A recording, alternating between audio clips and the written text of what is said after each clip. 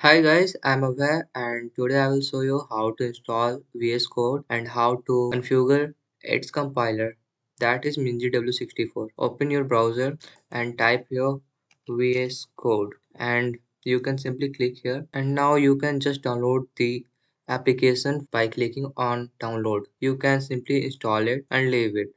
Now come here and type VS Code compiler and press enter.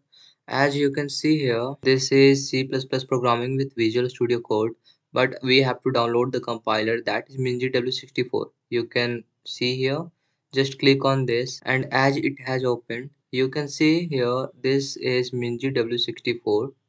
There is a link, so we have to click on the link and we will directly go to the page of minGW64, and you can see it is made for 32-bit processor and also for 64-bit Windows processor, and you can download as per your computer configuration. Now just go on downloads, scroll down to minGW64. Yeah, here it is.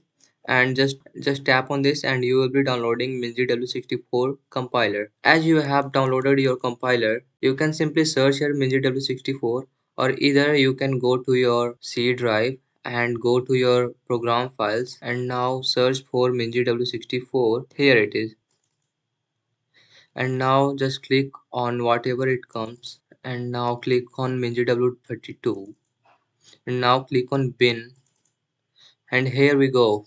We have just find the path and we have to copy this path. Just click the left button here and copy address. Okay, as I have copied the address, go back and now click left on your this PC icon, go to properties, go to advanced system settings,